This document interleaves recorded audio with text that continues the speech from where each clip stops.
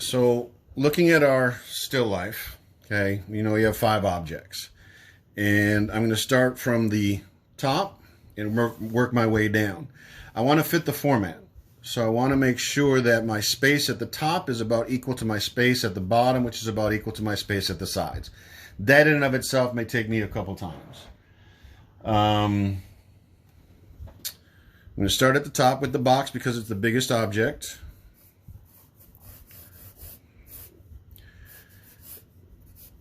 And I'm just guessing. I'm taking some educational guesses here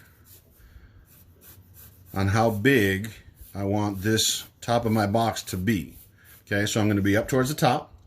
And remember, it's in perspective. Okay, even though I know it's a rectangle, okay, from my vantage point, this side is going to be shorter than that side. And then these two parallel lines, the length of the box, go back towards that line there.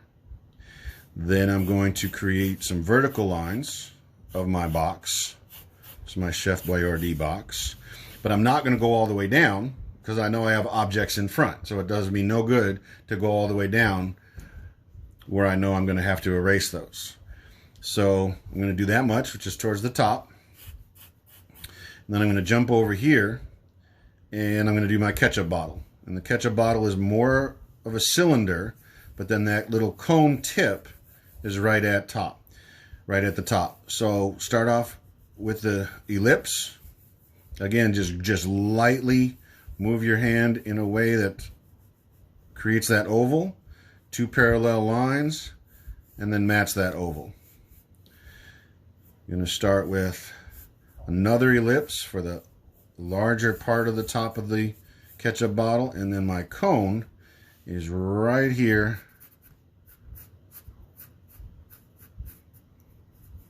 at the top, and that's where the ketchup comes out.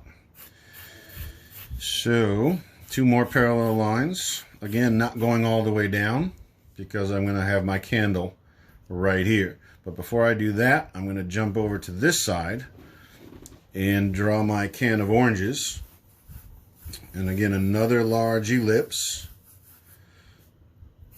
Finish this line here, and I don't want these 2 lines to match up. So I don't want the edge of my can to be right on the line of the box. So I'm going to either bring it totally in or totally over. And I'm going to probably just bring it in this way a little bit more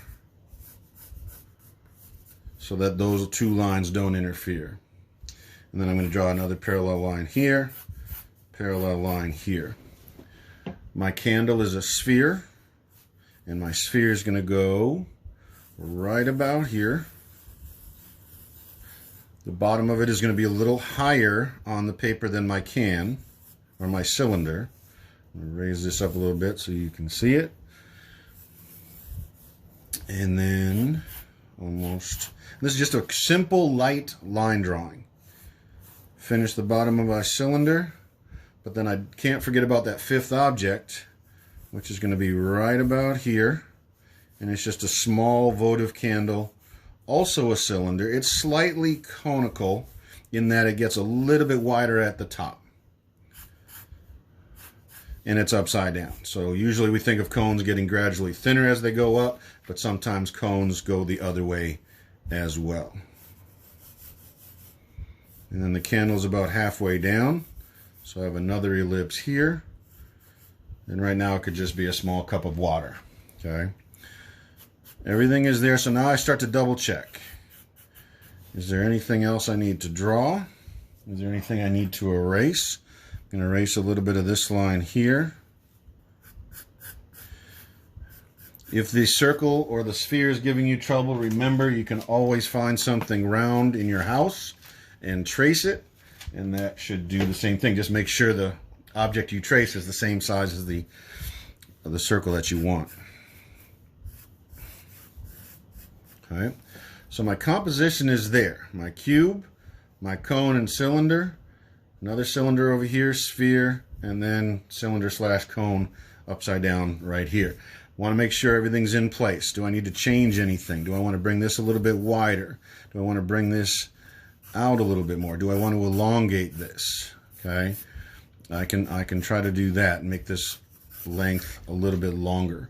There's changes that you can make. I would make them now. I wouldn't wait and start to shade and then say, oh shoot, I should have done this, or I got to change this. This doesn't look right. Because once you start shading, then you just have a heck of a lot more to erase. So make those decisions now.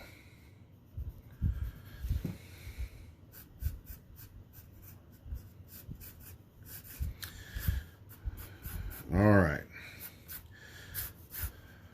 Remember the graphics I'm not worried about. I'm just looking at the forms themselves.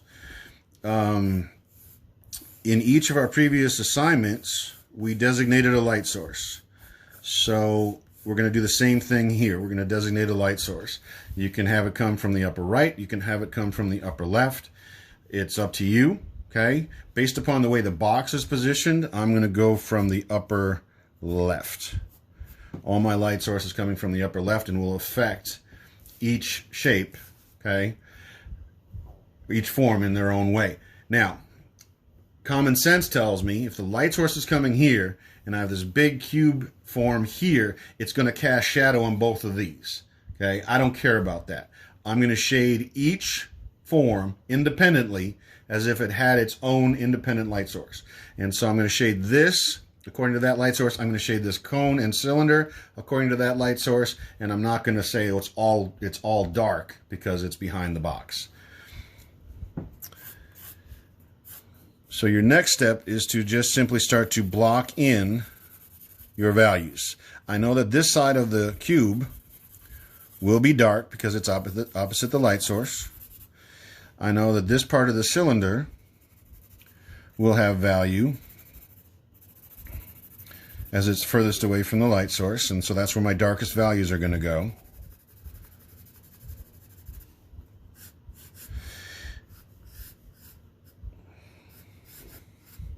On the sphere, same thing. Values, I'll block those in opposite the light source. On this cone cylinder, same thing.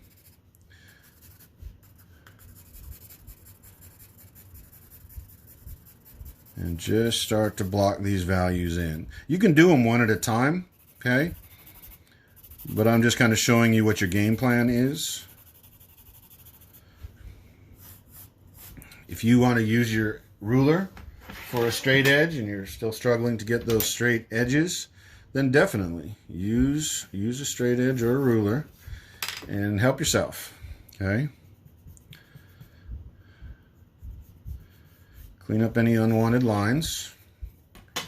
There's going to be a little value on this side of the box. Again, not worried about graphics.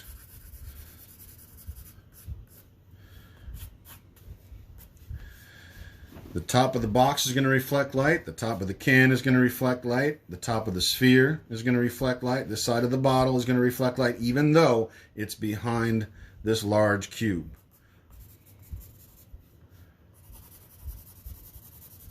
So don't overthink it.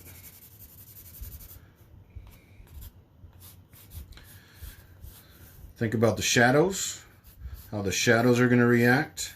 Remember that a shadow of a sphere is an ellipse, lays down on the ground. Shadow of this will elongate. Shadow of the cylinder here, this will probably share space and probably some value out here as well. So this will be darker and this will still have value, but it'll be a little bit lighter. So I'm just still plotting things out. Now I can kind of slow down a little bit. Again, check some edges.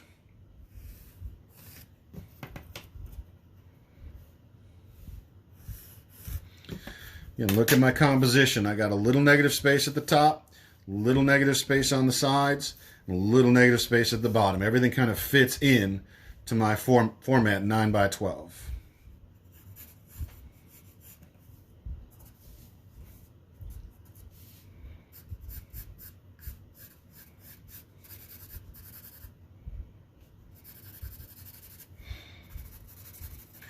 Hopefully all of you have got your supplies. We're in week 4 now, so everybody should be in their sketchbook.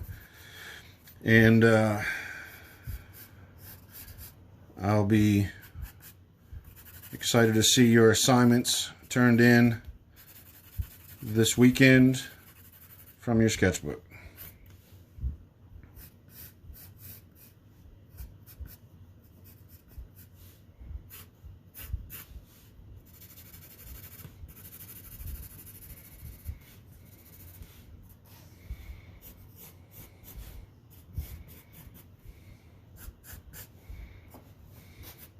Now, here, this will be an interesting little problem to solve. This is glass, okay? So it's clear glass. This is white. This is part of the candle down here. So I will see some of the object behind it through the glass here as I do part of the cylinder, part of the can, but not this part here. That part is solid. This part is transparent.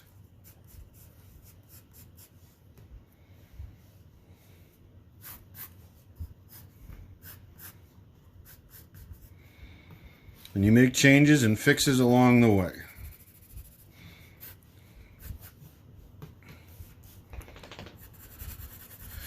The point of doing every object from the beginning is because I've invested about 5 to 10 minutes and I know that my composition is going to make sense.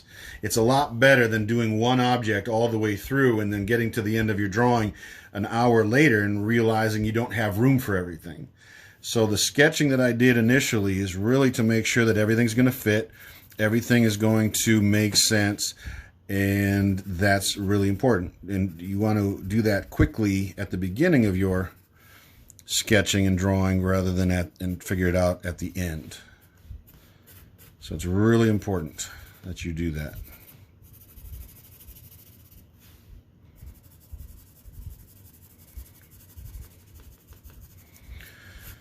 Okay, so that's how you get started on this assignment.